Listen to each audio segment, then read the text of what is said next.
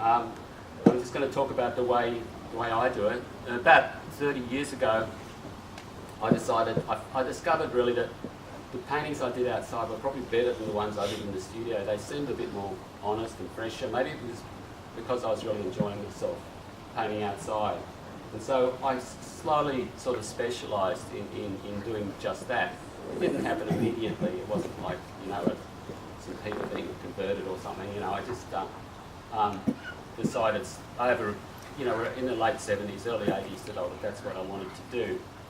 And slowly, by narrowing my focus like that, by building these parameters, it actually meant I could express myself more in a way. It's a bit like a writer deciding to be a detective story writer. You say, I'm going to work within this genre, and then within that genre, you find you can be really quite creative. I keep seeing things I want to paint.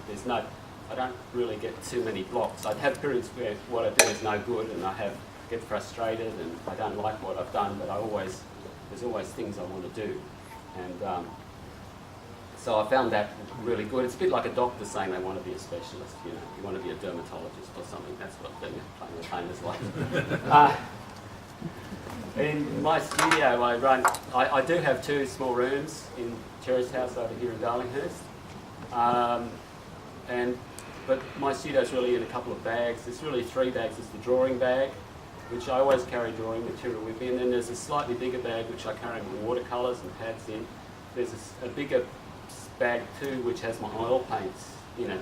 And according to the situation, I always carry a pad with me wherever I'm going, just dropping someone. You never know, your car might break down, you've always got something to do if you've got your drawing. And lately I'm kind of working on a book about walks in Australia, so I've been taking just my watercolours in a really lightweight version on long walks.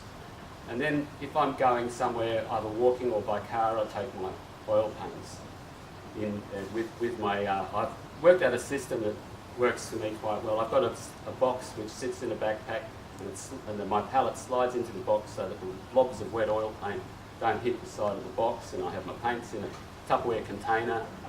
I carry a lot of brushes, about 40 brushes, which are all rolled up in a towel. I've got lots of rags in my pots, and I don't take an easel, but I sit on the ground or I kneel. And sometimes I work with a couple of card tables with folding legs.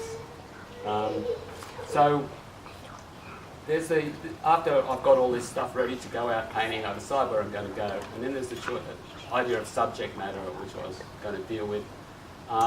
It's a bit of a strange one. I think your choice of subject is influenced by other art that you like. You can't deny that. There's also personal things. I'm not that attracted to very big, spectacular scenes. I often like quite modest scenes. I often go and paint somewhere that has a personal association to me. Say, if I have a picnic with my family out on West Head, I might go back. I might not just do a drawing on the day when I'm with the family or with other people. And then during the week, I'll go back to that spot where I might have seen something. I might even just be on the bus or the train or riding my bicycle and see something that I like, and then I'll return to that spot. So, yeah, as Taylor was saying to me earlier, you're always doing a recce if you're a landscape painter. And by having the watercolours with me, I can often quite spontaneously stop and paint something that I've seen that I like. When I paint, I think because I'm sitting on the ground, I become quite unobtrusive in a way. Sometimes in an urban setting, sometimes people think I'm just doing up the shoelace. I used to paint a bit in Centennial Park, and I remember one time I was kneeling on the grass. I might have told somebody this story before. And there's people walking their dogs around me. I'm always a bit nervous when there's dogs, because sometimes they've leapt into my palette and come out with little blobs of red and blue on them, but then the owners get annoyed with me.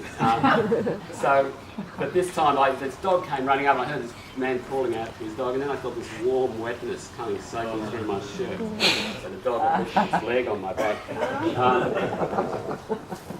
So there are certain hazards, but once I sit down to paint, you have a window of opportunity of about 2 hours. Sometimes it's less than that. After 2 hours, really the light has changed too dramatically. But as opposed to working from a photograph, the fact that shadows are moving and things are happening affects the way you paint. Sometimes when I'm sitting still, there might be an aeroplane will go across the sky, a goanna will crawl up to me and start looking at me. All these things happen and the shadows move, and there's a matter of selection and choosing about what you're going to put in your picture during that time. I used to do some paintings from a small rowboat, so if the weather was rough, actually it would affect my brush strokes, so they become more choppy and uncontrolled. Yeah, that suited the weather. If the weather was calm, I could do a much more precise painting. The scale of my work, I work pretty small, as you can see. I just find there's so many things I want to paint, I can get more done quickly if I work on a small scale. And for the little paintings, I get pure wooden panels and I prime them. And for slightly larger things, like my picture over there, I work on stretched canvases. Over a size of about this, I tend to switch over to canvas.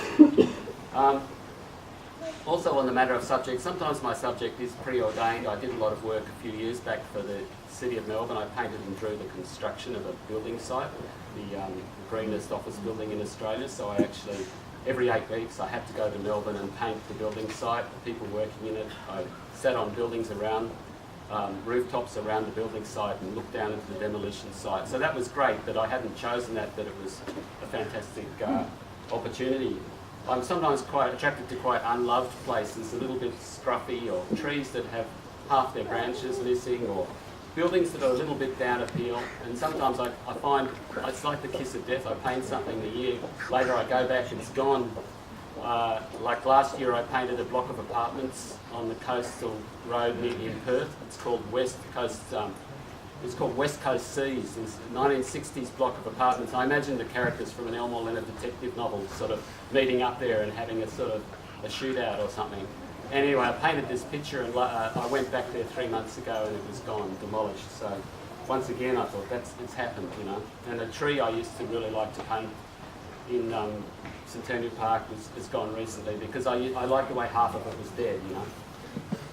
There are certain hazards with landscape painting.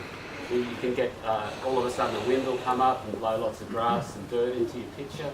The best thing actually, this is quite a good trick, if you don't try and get it out, just take the picture home and wait till the paint dries, then you can spend many happy evenings pulling the bits of grass out when the paint's dry. The other hazards can be people coming up and talking to you, and I really appreciate people's curiosity. It's really natural to want to see what someone's doing when they're playing their painting, but I don't really want to have a long conversation. So I found that if I don't make eye contact with people, I'm polite, but I don't ever make eye contact, and that doesn't invite the conversation. I find once you look into someone's eyes, then it's an invitation to engage. So without being impolite, I can usually get back to work. And the other things are insects and spiders and things like that. And recently, on a painting trip to Whyalla, I was bitten below the ear by a redback spider and ended up the next day in Whyalla District Hospital having 2 bags of antivenin pumped into me. But I'll just end with this. I was once painting down on the rocks, actually near B.H. Lawrence's house in Tirol, and this old man came up to me and said, "Oh, painting, are you? It's a great sport."